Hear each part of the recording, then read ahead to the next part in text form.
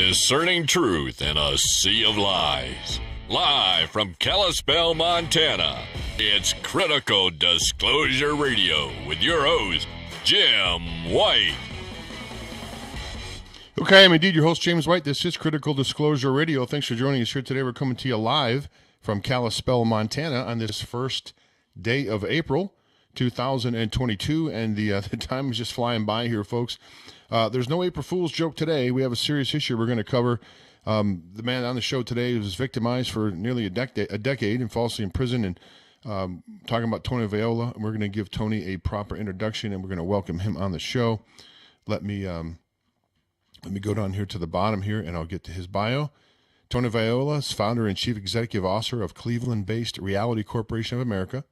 He graduated from Georgetown University in Washington, D.C., and has an MBA from Weatherhead School of Management at Case Western Reserve University. Reality Corporation of America, a licensed real estate brokerage and auction services business, had offices in Ohio and Florida and over 150 team members. In 2008, Tony was indicted by a multi-jurisdictional mortgage fraud task force, alleging he orchestrated the nation's largest mortgage fraud scheme.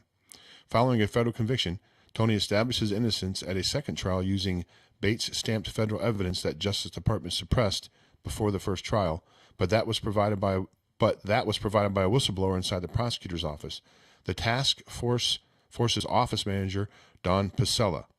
In 2020, both the FBI and Justice Department admitted making materially false statements in sworn affidavits about evidence in Tony's case, and Tony was released from jail after a decade of wrongful imprisonment. Detail about Tony's criminal case are available at freetonyviola.com, which we are going to be bringing up here in a moment. But let me take the mute button off here and welcome Tony to the show. Tony, go ahead and hit the mute, and thanks so much for joining us here today on Critical Disclosure Radio. Well, thanks so much, Jim, for having me on. I appreciate the opportunity to chat with you and your listeners and viewers, so thank you. Well, you're quite welcome. You're quite welcome. You know, what we do here pretty much on this broadcast is I have people on a lot of times that are victimized many times by the court systems, usually family court systems and child protective services. It doesn't matter. It doesn't make it any less dreadful. It doesn't matter which one of these, in my view. Well, let's not get into that right now. But I don't want to go on a diatribe here so early in the conversation. But Tony, what I'm going to do is I'm going to go ahead and just turn it over to you, and I've given you the introduction. I'm going to let you just go ahead and tell your story and put it out there. I'm going to go ahead and I'll interrupt you as briefly as I can in case there's something that, say, I don't understand, or I think maybe the listeners need a bit more, clarification on. Otherwise, Tony Viola, over to you. Okay, thanks so much. Well, hi, everybody. My name's Tony Viola. I'm from a big Italian Catholic family. Most of my relatives came over to America and, thought that there was the American dream, got jobs in factories or grocery stores and, lived a good life. I come from a great family, very loving parents, one younger brother, Chris. I was always interested in business. My friends used to joke around that, I was the biggest nerd that they knew, always wanted to come back to Cleveland and start a business here. I was very fortunate to go to school in Washington, D.C., but always wanted to come back to my hometown. And when I grew up, Cleveland was sort of considered the Rust Belt, and a lot of the steel mills and auto plants were closing. And so to come back to my hometown and create a business was something I always wanted to do. Now, my high school sweetheart, she was a photographer, okay? The late, great Katrina Rose. She loved the architecture in Cleveland and would just wander around and take pictures of these houses and said, hey, we should start a real estate company here. And I said, well, there's two problems. We have no money and no experience in this particular business, but I guess it's great when you're 21 or 22 because you think you kind of could, everything will be great. And so sure enough, we started a real estate business, first buying and selling properties. And then later we became real estate brokers, largely helping investors acquire property, but also doing real estate auctions and property management. So if you fast forward 15 years, we were very fortunate to have a great team of colleagues. And any of your viewers in business know that without great colleagues, I don't care how good the idea is or how smart you are, if you don't have people to help you build a company, you're getting nowhere. And so we were really fortunate to attract a great sales team, a great construction team, and a fantastic crew in our office, marketing and sales oriented folks. So I couldn't believe when our offices were raided by the FBI and the local prosecutors. Could not believe it. FBI agents, police officers with guns looking for mortgage files. The thing is, we're not a mortgage company. We are realtors like a Remax or a Keller Williams. So I could not believe that I was indicted in both state and federal court at the same time. Allegedly, I'm a mastermind at the nation's largest mortgage fraud case, and I supposedly stole $46 million. I mean, to me, this was just surreal. I couldn't believe it. By the way, I stole $46 million, supposedly. The bond was nothing. Here, sign here and you can leave. So it was just the craziest thing. So we hired an attorney and we asked to go down and meet with the prosecutors, a guy named Dan Kasaris, because I didn't own the mortgage company or the title company that the government alleged in these charges. And I didn't steal $46 million. So I couldn't believe it. I wanted to go down with our accountant and our attorney and my tax returns and just say, hey, this is the truth, but they don't want to hear it. And you've talked on your show a lot about fake news. And in this instance, the government locked themselves into a false narrative. They had a raid with guns and SWAT teams.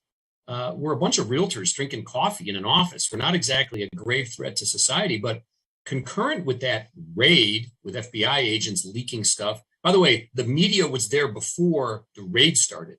I was actually getting calls for comment before these guys busted into our office. You know why people burn down buildings and burn down restaurants and stuff and storefronts in other cities and get away with it. You're sitting around drinking coffee in a realty office, and you got the full force, black hooded police squad kicking your door down. Anyway, go ahead, Tony. Sorry. It is amazing. And by the way, just to digress, United States of America versus Tony Viola, that's what that means. This country used all of its power and resources to crush me, to destroy everything I work for, to destroy my reputation, to destroy our company, and obviously to incarcerate me. So it's a scary thing when you look at a piece of paper, United States of America versus Tony Viola. If anybody ever wondered what a prosecutor, this guy, Mark Bennett, the federal prosecutor, and the state guy, Dan Kasaris, if anybody wonders what the FBI or prosecutors are willing to do to win a conviction, you can check out our website and read the documents for yourself and make your own conclusion. It's pretty scary. So anyway, these folks would not meet with us because they said I was a target of the investigation and they don't meet with targets. And they had locked themselves into a false narrative right from the beginning that I owned mortgage companies and I owned title companies and I'd stolen all these millions and millions of dollars. And the thing about law enforcement, I'm sure there's some good folks out there in law enforcement, but the particular people that came after me, these people were amazingly stupid. I mean, the more they couldn't find proof that I owned this mortgage company, the more they were convinced that I'm some really super slick dude that actually owned this company and stole this money, but no one really knew. And I must have kept it really quiet, or I was this well-insulated conspirator. And my employees, I mean, they used to say, Tony, you need to go home. I was always there working. And when they were interviewed by law enforcement, they would say, I don't think this guy secretly owns some other business. He's always here.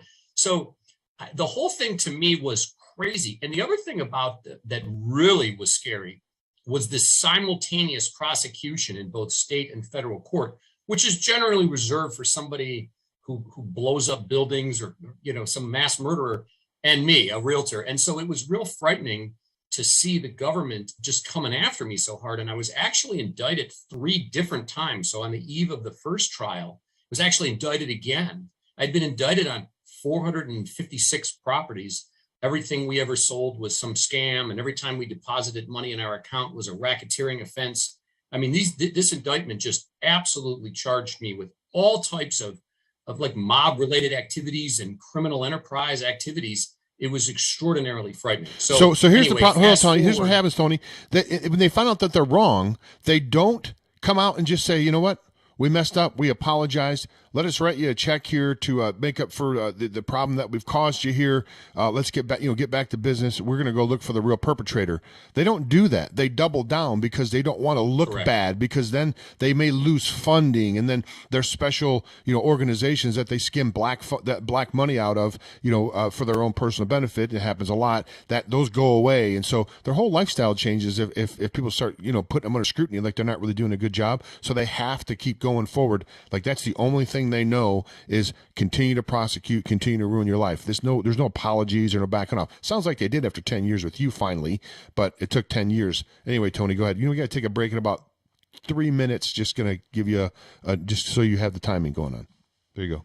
Okay. Well, a couple things. First of all, there was no need to raid our offices with guns. They could have come by with a subpoena. We would have voluntarily given them all of our records. Sure. I don't think we did anything wrong. We had a great crew, and our employees testified in these trials that they wouldn't have worked for somebody who was a crook or ripping people off. So, first of all, the whole thing of this raid was a disaster. But yes, the unwillingness and refusal to admit an error or admit that they were wrong is what really was the initial cause of a lot of this misconduct. So, for instance, a great defense at trial would be, well, I never got a cent from this company where all this wrongdoing is supposedly going, and we had hired an accountant, and one day Mark Bennett, the federal prosecutor, comes to court and says, oh, by the way, we lost the computers. So right from the beginning, the refusal to admit a mistake, the refusal to even revisit their theory of the case is what led them down a win at all costs style of litigation. That was just destroying computers that prove my innocence. That was just the tip of the iceberg of the misconduct that went on subsequently. Yeah, it's an amazing story. And, I had a person that called in that sent me an audio file actually in Ohio. The FBI in Ohio, is certain parts of them are corrupt. There was an audio recording where a woman had called into the Child Protective Services and got a Child Protective Services worker on the line and was saying, we're having, explaining the situation to her and saying, we went to the FBI and turned all the evidence over and the FBI did nothing. Social worker on the other side says, well, why do you think the FBI did nothing? And she goes, because they're in on it. And the guy goes, now you're starting to get the picture. So even the social worker at CPS there in Ohio recognizes that the Federal Bureau of Investigation are crooks. They're crooks here in Montana. I've reported several times on the crooked FBI here in Montana. Sounds like you had crooked FBI coming after you. I don't even know why the FBI exists. To set up men and women is, a good men and women, it seems to me. Anything you'd like to say in about another minute before we go to a quick break, Tony, to follow up on that? Well, the FBI agent in this case, a guy named Jeff Kassouf, is a criminal. We are in my case, we have a dead whistleblower. We have a romantic relationship between a prosecutor and a witness. We have the government admitting they used perjured testimony to put me in jail. We have this nonsense with this task force where they're pre-screening witnesses before they go to the feds. Some state guy interviews them and they say, well, Tony's innocent. Well, thanks. We'll call you if we need you. And then they never call them again. So the amount of misconduct is unbelievable. And the FBI is in on it. And they have refused to do the right thing because they're involved with wrongdoing. It's very scary. These task forces, when you get all these state and federal people together, it's a recipe for misconduct. Well, sure it is. It's a swinging you-know-what contest to see who can be the most ruthless and get the most, because they take that money, any money they get from you, portion of that goes back into their program, so they, get more MRAPs and they get more, black uniforms with face shields and more semi-automatic weapons. It's a bad situation that we're in as far as law enforcement, and they don't really go after criminals. That's the problem. It'd be great if they had all that stuff, right? Right. But they don't even use it towards criminals. They use it towards innocent people. It's off the rails. Tony, we're going to take a quick commercial break. We come back on the other side. We'll pick this back up, and you can sort of tell us about how the court process went. I can't even imagine spending 10 years in jail for something that you didn't do. That's boy, I tell you, it was a federal. Hopefully it was federal. Hopefully it was a federal, which may not be a whole lot better, but it's probably better than a state prison. That's for sure. Tony Viola, we're freetonyviola.com. Did I say that right? Viola? Is it Viola? Viola? Well, my Italian relatives would tell you that the I is pronounced like an E in Italy. So it's Viola, but either way it's fine. Tony Viola. Okay, Tony. freetonyviola.com, freetonyviola.com, or criticaldisclosure.com. We'll be back after these brief messages here on the broadcast. Today's broadcast is sponsored by Heaven's Harvest Emergency Survival Food. Folks, as you can probably tell from watching the news, there's about to be a real big food shortage in this country. The trucker strike all across across the world, especially here in the United States and Canada, is going to stop the food from flowing in here. There's no better time than right now to plant a garden for this spring.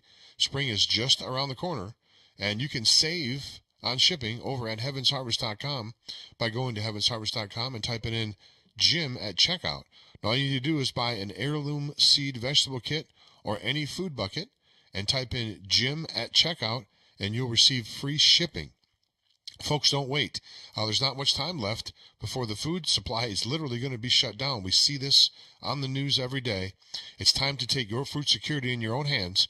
Do that by going to heavensharvest.com, picking up an heirloom vegetable seed kit, type in Jim at checkout. heavensharvest.com. PatriotPrepared.com carries the leading brands of storable food from Legacy and Heaven's Harvest. Patriot Prepared. Our name says it all. We're dedicated to empowering you to be self-reliant and confident in any circumstance. Whether you want to be prepared in the event of an emergency or you're an outdoor sports enthusiast, PatriotPrepared.com has prepackaged meals and kits for your entire family. Legacy, Heaven's Harvest are known for high-quality, great-tasting, GMO-free, nutritious food with no chemical preservatives. Simple to prepare, easy to store, gluten-free and organic high-quality nutrition options with a 25-year shelf life. You can't beat the feeling of being food secure when you need it most. So go to PatriotPrepared.com right now to pick up your supply of high-quality storable food for your family, because it makes good sense to be prepared. That's PatriotPrepared.com. Okay, folks, not only is storable food important, but gold and silver is important too. You can see how the monetary system is, well, I think the collapse of the dollar seems to be imminent. Look what's going on internationally as far as the petrodollar is in its last days. Countries are taking other currencies besides the U.S. dollar for oil, which we talked about a couple of days ago, which is one of the number one resources, of course, in the world. It's used in just about every country, and they're going to start taking those not in dollars, which is going to further hurt the dollar that's in your pocket. So lock in some of the value of your money, what's left of it, by going to 7kmetals.com/Carla J, 7kmetals.com/Carla J, or you can call Carla at 406-855-2761. Okay, we are back here again with Tony Viola, crime victim who was falsely imprisoned for, this is almost a decade. I imagine it's, whether it was a full decade or not, that's long enough. TonyViola.com. Tony, if you can, thanks for, let me take you off mute. There. Tell us if you can, I can't even imagine, the people listening to this broadcast would probably even imagine what it'd be like to have to spend that kind of time in prison, especially when you're falsely accused of something. Give us, if you can, I mean, I know you probably want to forget that period of time, but if you can, give us, I mean, I can't even imagine, can you kind of relate to us how you felt when the verdict came down and you're sitting there knowing that you're innocent, you haven't done this, which subsequently came out to be proven right.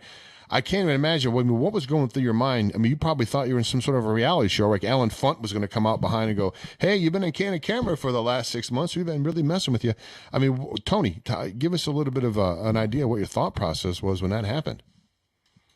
Well, first of all, remember, I was put on trial twice. I lost a federal trial, and then a whistleblower came forward before my federal sentencing, and then I was put in jail, and then there was a second trial that I won. So I was exonerated on the same charges that I lost, but it took a decade of sitting in jail until I was released. So not only was I innocent, but I believe I proved it at trial. And we'll talk about how the courts are there to help prosecutors and have nothing to do with justice at some point. But I wanted to pick up on your last point about jail. It's a horror movie every day, all day. It is the most awful thing I had no idea that something so awful was going on in our country every day to millions of people.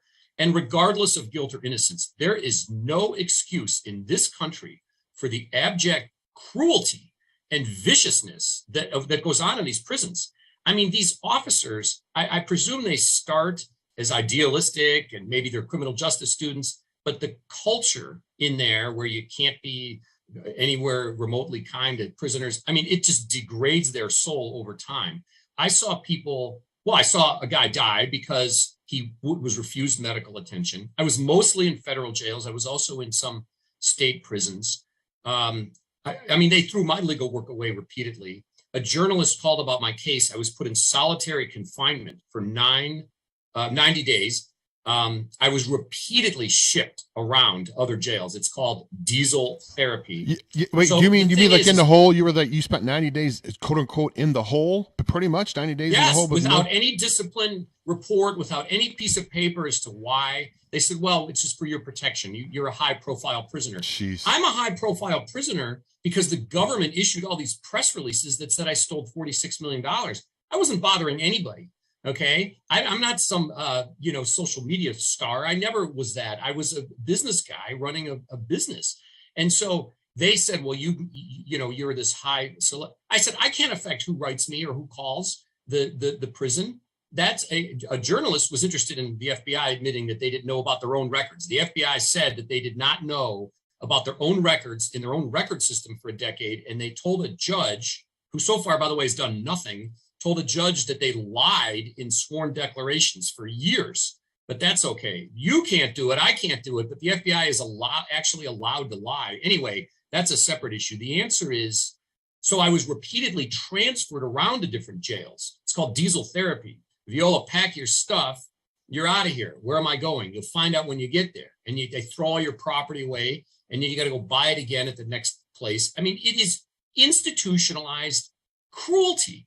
And supposedly the punishment is being sent to jail, right? If you're convicted, you're supposed to be punished by being away from your family, away from your friends. You can't do what you want. But the officers there, by and large, think that cruelty in the jail is part of the punishment. And the needless cruelty and the waste of money is unbelievable. And I saw a gentleman die because he was refused medical treatment. He said he was having heart issues. They told him to go lie down. I saw fights, people's eyeballs being splattered all over the place. I mean, it is awful, absolutely awful. Now, the government sent me to high security jails initially. I have no criminal history, by the way, none. I was sent to high security jails because I supposedly this grave threat to public safety because I stole $46 million, which no one knows what that is, by the way. And then I was this grave threat to, steal your life savings or your house or something. So they put me in these high security jails. Now, the inmates never bothered me. I mean, they knew I was fighting the case. They never had a problem with anybody, a fellow prisoner. But the stuff that these officers were doing to people was crazy. And anyway, it's awful. It needs to stop. Yes, some people need to be imprisoned, but the number of people that we are imprisoning in this country is out of control. And one reason to cut it back a little bit is that it destroys the officers. I've never seen more miserable. You would think that the guy that gets to go home at 4 o'clock in the afternoon or whenever his shift is over would be less miserable than the prisoners who are stuck there. Some guys have life sentences, but no. The most miserable people in the jail are the people that work there that get to go home. So it's awful, and it's a disgrace to our country. And by the way, the taxpayers pay for this. These people, I saw them handcuff a guy, leg chain a guy, and throw him up and down stairs until they broke a bunch of bones. And this is all paid for by the taxpayer. This is a disgrace, and it has to stop in this country. It's terrible. It's destroying. The government is destroying the country. No, I can't even imagine what it's like in the prison systems. I mean, look what it's like, just like, downtown LA, for crying out loud. And those people aren't, those people aren't sequestered behind bars. I can imagine what it's like in the prison systems. I mean, imagine the amount of crime and debauchery that goes on is probably just off the charts. Have you got any, I mean, when they found out that they were lying about you, I mean, has anybody been brought to justice? Has there been any retribution? I say retribution, but has there been any anything? Have they been fined? Have they been suspended? Has anything happened to these people that treated you that way? No, the answer is no. And my case, I still have not. My initial conviction has not been vacated, so that's what we're working on. But we're waiting for some court rulings on this evidence that the government supposedly lied about. And there's illegal tapes, which we can talk about as well, that there's a big litigation. So I haven't moved to vacate the whole case, but the answer is no. The misconduct in my case is beyond, I understand that judges, everybody in jail could write something and says, oh, there's all this misconduct. So I get that courts aren't just going to say, oh, well, Tony Viola says there's something wrong here, so let's just take his word for it. But in our case, that second trial, first of all, I proved my innocence using the government's own documents that they had and didn't feel like turning over. So, first of all, the government's own evidence proved my innocence, nothing I did or said. And secondly, the misconduct, which includes written communications between this prosecutor, Kasaris, and this government witness, Catherine Clover, who they had a romantic relationship for many years. And the stuff that's in these emails is nuts. You can read it. It's on our website. We won't bore everyone with all the finer details, but they're salacious. There's racist emails. It's a disgrace. And the fact that this stuff has not led to the prosecutor being disbarred or indicted is crazy. And let me just talk to you. One last thing about the jails, by the way. The worst thing about it is what it did to my family and friends and colleagues. When they would ship me around, no one knew where I was. People thought, is this guy dead? What's going on? So it is torture on families. And then everything, you have to pay for everything in jail. You have to pay for each email you send.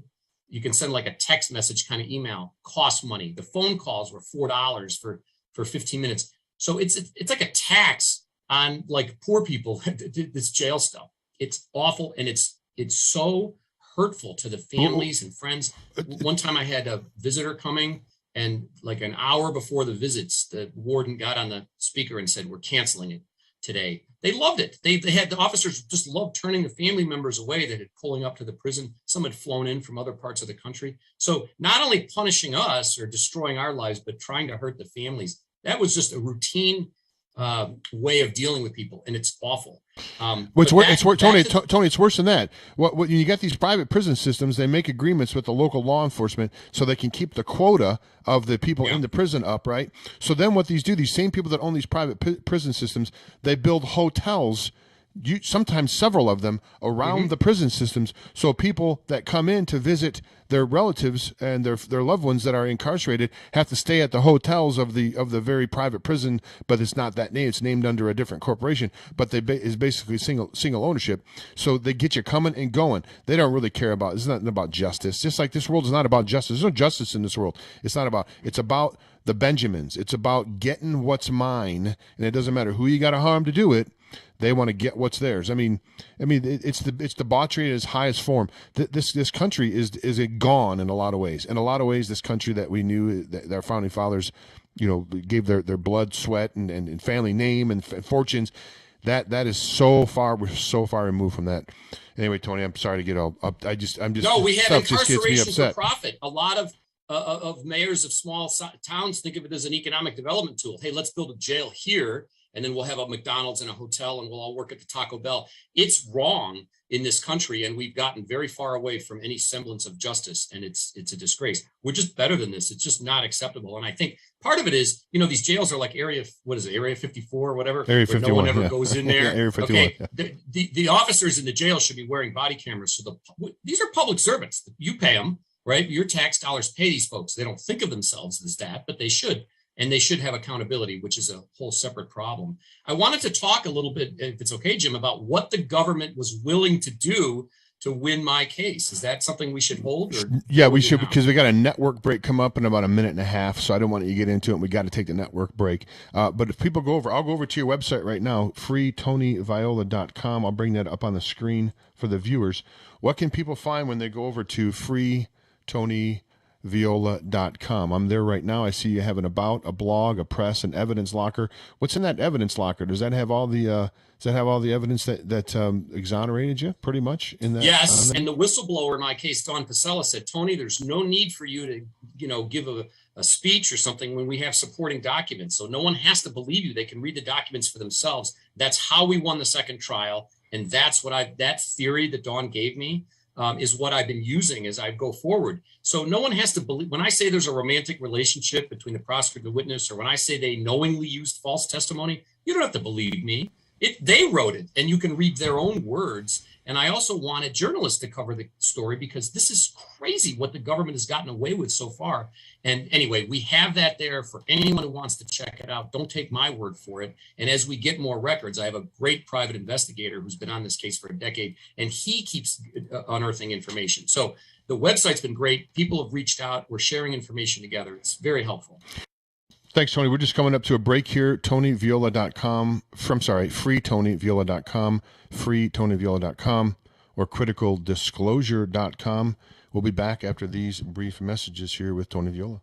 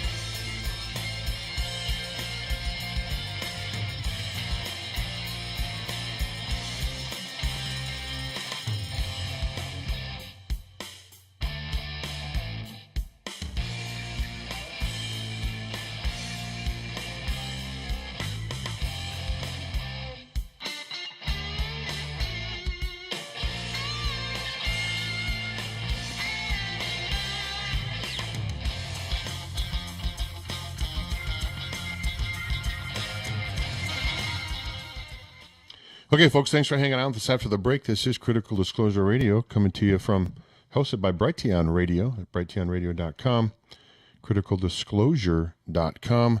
We broadcast here 5 days a week, Monday through Friday, 10 to 11 a.m. Mountain Standard Time, on a variety of different networks, including Twitter, Twitch, YouTube, Facebook, Podbean, Foxhole, and Brighteon Radio. I think I missed one. But we do appreciate you joining us here today. You can find us on a variety of different networks, and I usually take all of these videos and I upload them to my Brighteon video channel, which is Critical Disclosure Radio. I'm joined by Tony Viola after the break here. He's hanging out after the break. Tony, thanks so much. He is a crime victim and falsely imprisoned for 10 years in the Ohio penal system. I imagine federal, really. He's from Ohio, but it's a federal penal system. And he's here today to tell us his story, and we're delighted to have him here. And Tony, I think you wanted to go into the second part of the broadcast, and there's no more breaks, by the way, before the end of the show. So we've pretty much got about, 22 minutes. So just turn it over to you and tell us, you were going to talk about how the links that the federal government went to to get you behind bars. And I imagine they probably bent a law or few during that process. I'm just going to assume, but I don't want to put words in your mouth. Tony, over to you. Thanks for hanging on after the break. Appreciate it. Okay, well, thanks again, Jim, for having me on the show and for the chance to chat about the case. So I built this real estate company, right? We had over 100 team members, and we get raided. Okay, I'm indicted in federal court, state court. I had no criminal history, and all of a sudden, the government's claiming that I stole $46 million. Oh, by the way, I caused the last recession, supposedly, too. I mean, that's hey, thanks a lot, pal. Yeah, right. So if your house went down in value, it's this Tony guy right here. We got the guy.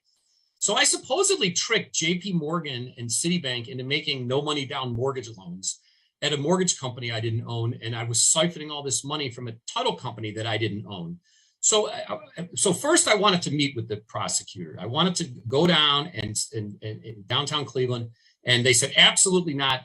Dan Kasaris, this guy, says, you're the target. He tells my lawyer, you're the target of the investigation. We do not meet with targets. What kind of an idiot prosecutor is not willing to at least sit down with somebody? So they were just loved destroying our company and all these media leaks that I stole all this money. But, and by the way, the media was a enthusiastic stenographer for all of this rubbish that the prosecutors were saying. I could never get in a word in edgewise. And I always said, I am not saying no comment. That to me, that makes you look guilty. I'm not guilty. I'm innocent. And I was trying to save our business as well. So I was willing to talk to journalists, but they loved their connections with the prosecutor's office, and I could never get a word in edgewise. So the government creates this narrative that I stole all this millions of dollars. Well, the most obvious defense is to find out who actually got the money and to be able to tell jurors, well, this Tony guy got $0. So our first defense was to have an expert go through these computers. The government had raided a bunch of companies on the same day. And then once the government found out, and I'll tell you how they found out in a minute, that was our defense strategy, they destroyed the computers from the companies that I didn't own. So the government is now claiming, the FBI, the premier law enforcement agency, by the way, they have a propensity for losing evidence in my case, or not being aware of evidence, they say. So the computers are gone, okay? Meanwhile, it turned out that the government did a real slapdash job investigating. Not only did they not know what companies I owned, but apparently they had never really reviewed the documents in the case. A lot of these loans that were supposedly suspect, the bank had no money down loan programs where people could buy multiple houses at once without a down payment and or get money back. Now, you might say that's crazy or that's reckless, but we had nothing to do with the loan programs. We are realtors. We are real estate salespeople. And in real estate, you can only discriminate against somebody for one reason. They can't afford something. If somebody is approved to buy real estate, you sell it to them. And the government is saying that I was selling properties to unsophisticated buyers. What is that? Can you imagine, Jim, if you came into my office and you wanted to buy a property and I said, Jim, I don't know. You seem like an idiot. I don't think I should sell you houses. I mean, the government created this absurd theory. It was ridiculous. But meanwhile, as they started amassing documents, they started realizing, whoa, there is no fraud. These banks were willing and enthusiastic participants in making loans. So then when the computers were poof, they kind of called my lawyers and said, maybe you could, Tony could plead guilty and we can just resolve this matter. That's how they say it. We're going to destroy your life and put you in jail, but it's just politely resolving the matter. Well, I'm not saying I'm right, but I told anybody who would listen that I would not plead guilty and go to jail willingly for 1 hour. I did not tell anyone to lie in their loan applications. I did not trick any banks into making any loans. We ran an honest company. We had a great crew, a great team. We were successful. There was no need to do anything improper, and we just didn't do it. It's just ridiculous. So I said, I'm not going to plead guilty. Well, these prosecutors took this personally, like it's some grave insult to their manhood, and they decided, well, what are we going to do? This guy wasn't involved with these mortgage and title companies. He didn't get any money. So they decided that it would be a good idea to have their office manager, a young lady named Dawn Pasella, who was the office manager of the task force and had worked with Mark Bennett and Dan Kasaris for a number of years, to pretend or to pose as a criminal justice graduate student who was working with local defense lawyers. And my friends had supported me throughout this. We had these little happy hours where people could have a cocktail or donate towards our legal fees or just hear about the case, what was going on as we were preparing for the first trial. And Dawn showed up and offered to help. So she starts providing us information that was helpful. Maybe we could have gotten it on our own, but it seemed helpful. And I didn't have any friends who really knew anything about criminal justice or criminal defense. So it was very helpful to have her helping me. Meanwhile, what I didn't know, or I wouldn't have talked to her, is that she was actually wearing a wire. Okay, this is after I'm indicted and trying to get our defense trial preparation. Could you imagine if I bugged the prosecutor's office? Could you imagine if I put a bug in? I would love to hear. You'd be under the jail. You'd be under the jail. Completely illegal. Sure. Yet they've gotten away with this for a decade. So Dawn didn't want to do this. She was not an undercover officer. She was brilliant. She was like a rising star in the prosecutor's office. She was handling all the evidence in the case. I found out later. So she starts getting concerned.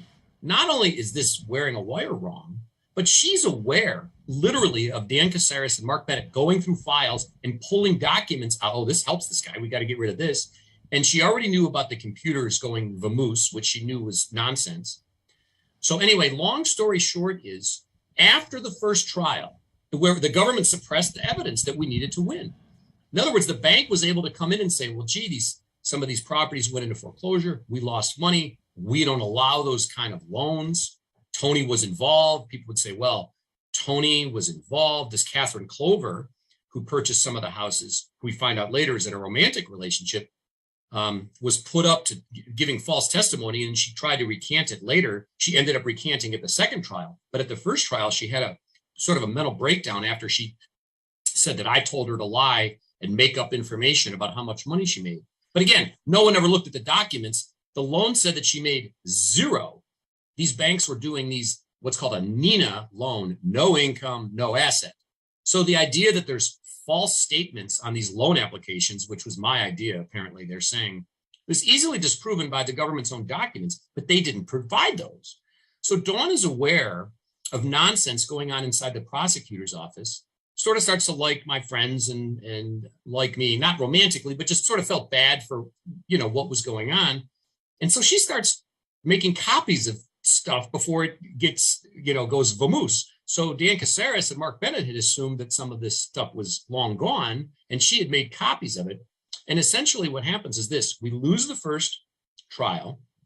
I'm still on bond before my federal sentencing, and the second trial hasn't started. And she comes forward and tells me about all of the misconduct, and she brings me these documents proving it.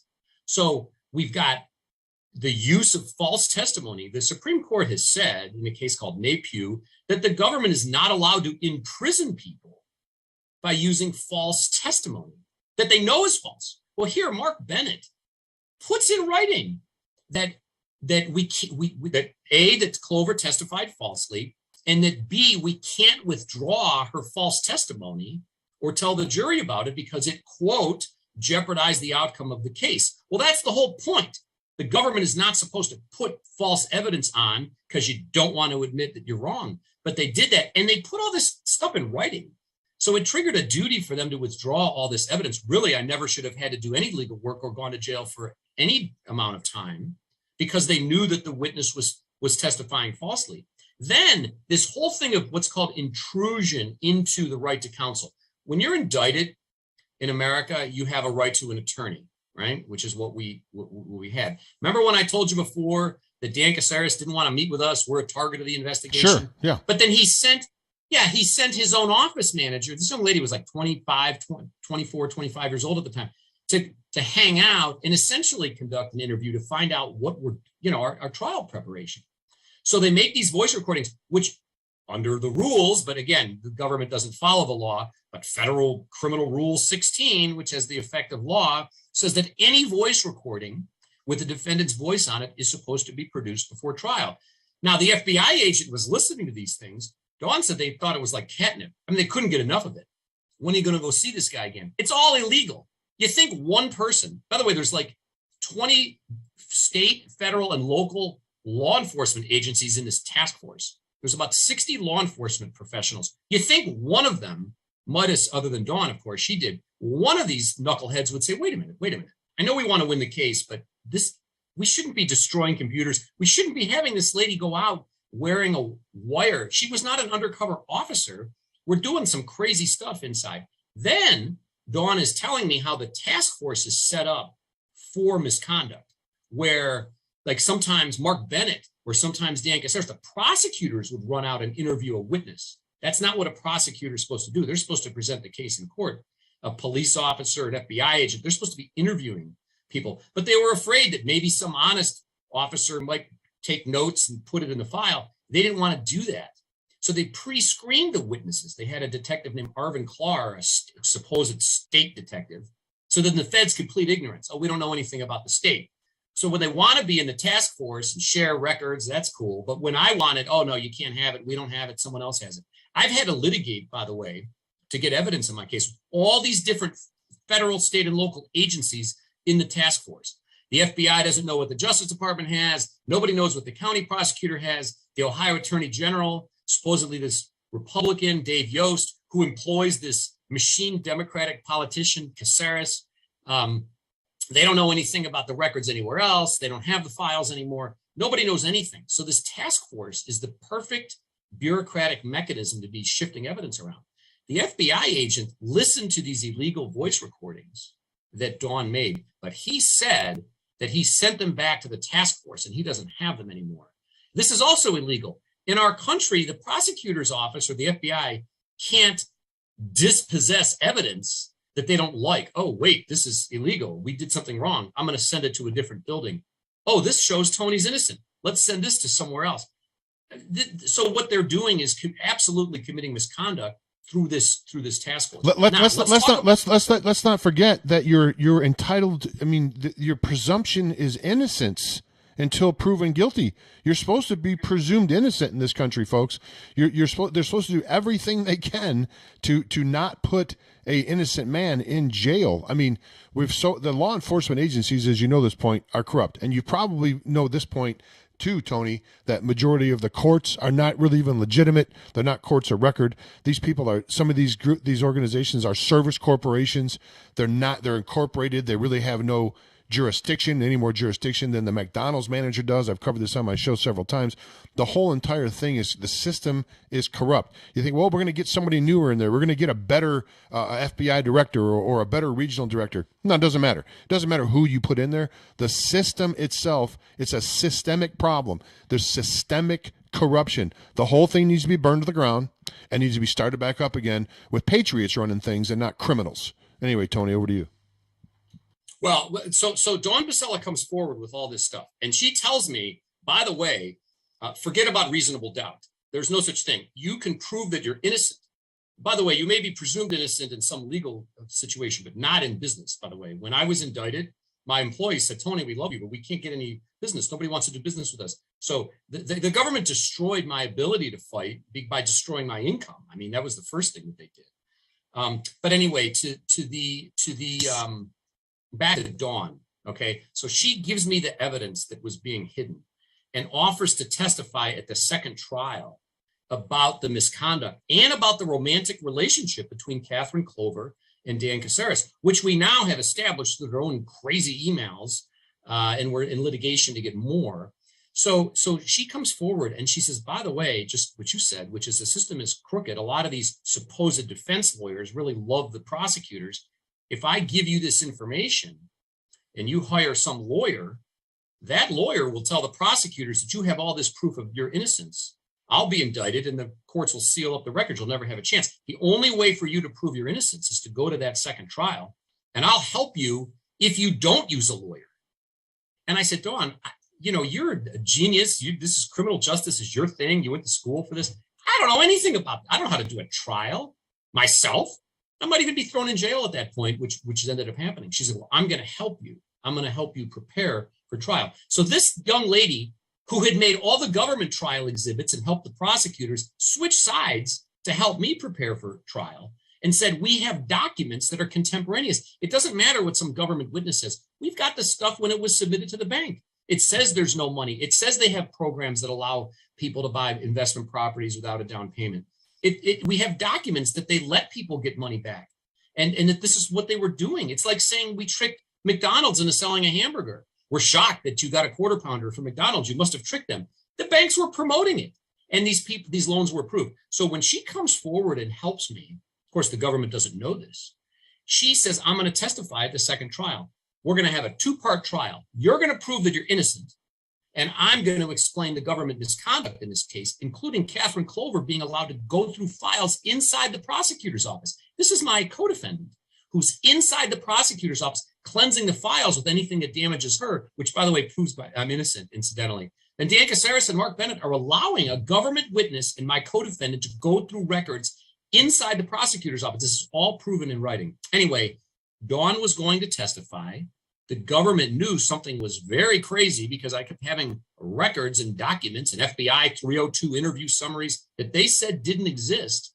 So I was winning that trial. When I turned my witness list in and they saw Dawn Pacella's name on there, they went crazy and they threatened her. They threatened her family. I mean, her family is helping us, which is a tremendous honor for Karen and Ed Pacella. They would be within their rights to blame me for all that's happened. So when Dawn was supposed to testify, she was threatened. Arvin Clark, Dan Kasaris, they go to her apartment, to her folks' house and say, you better leave town. You better not testify. And Dawn is found dead in her apartment shortly after her scheduled testimony. She never came to court to testify. Her death has never been investigated.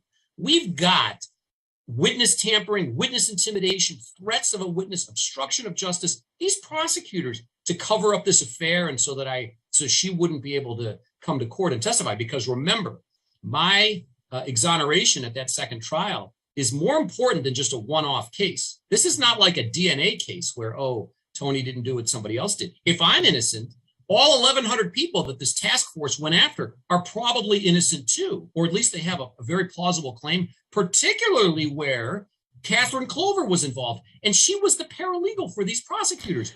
They didn't tell the jury that. They just said, she's just going to come in and tell you what you know and what she knew when she bought houses. And she said that I told her to make up. You know, it reminds me of that the Shield. The Shield. If you remember that, it was a show on TV called The Shield, where it was like a corrupt strike team that were corrupt. They would steal the money and they would, I mean, it was just sounds like me what you're talking about here. It's like basically that was real life. I mean, that sounds like you just went across a crime, like a crime ring.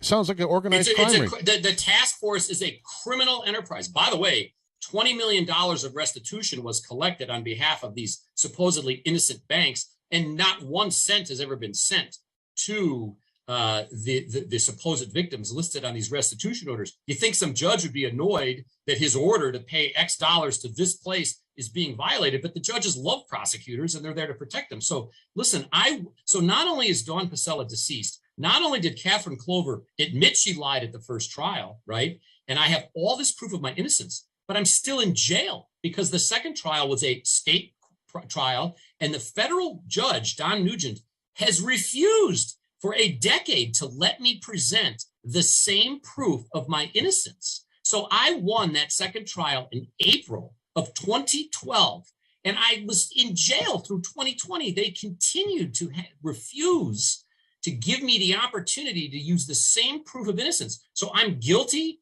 and not guilty on the exact same charges of just a couple of months apart in a case prosecuted by the same prosecutors. Mark Bennett and Dan Kasaris are at both trials. The FBI agent sitting there, the state detective is sitting there, the same government witnesses. So I'm in jail, right? And I didn't even ask to be released from jail. I just asked for a hearing so I could present the same proof of my innocence that I just used in court, denied. Then I asked for an investigation into the romantic relationship between Catherine Clover and the prosecutor, denied. And as we continue to get like affidavits, and by the way, Dan Kasaris is one of the most reckless prosecutors. Bennett's up there too. They put all this crazy stuff in writing. This guy's supposedly married. He's run for office, by the way. He just lost. So here's this Democratic law and order guy running for office. He's cheating on his wife. He takes Clover to baseball games, to bars and restaurants. He's making out with her. People have known this. I got all these sworn statements that he was taking her out and about, having a blast. I'm sitting in a jail cell. But most importantly, I asked for an investigation into Dawn Pacella's death. Why is she wearing a wire? Now, I have been trying to get for over a decade the tapes that she made. Now, the FBI agent listened to them, but he doesn't have them anymore because he sent them to the task force. Dan Kasaris says, oh, the audio wasn't that good, so I didn't give them to you. So we know that they exist, right?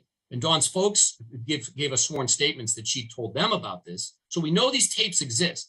So in Erie, Pennsylvania, in a case about evidence that the government later admitted lying, a federal judge, Susan Paradise Baxter, orders the Justice Department and the prosecutors to produce the tapes that Dawn made 6 years ago. 6 years, we're still waiting. Well, we don't know where they are. We're looking.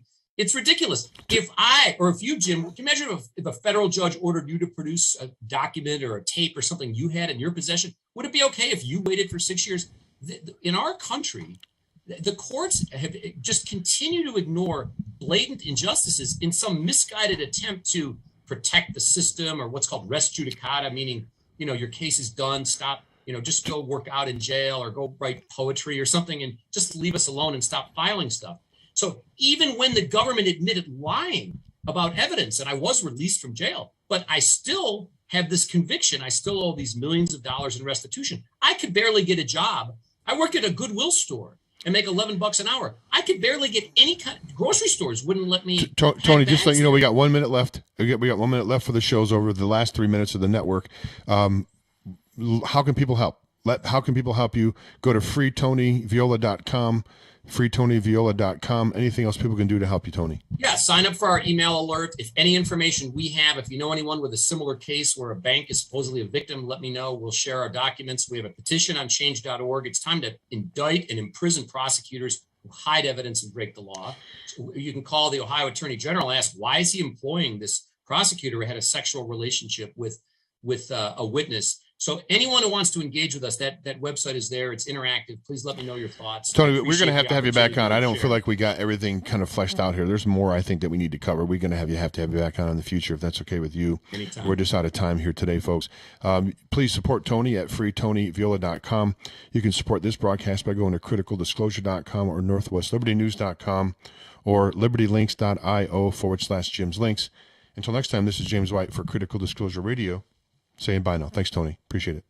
Thank you, guys. Thanks so much.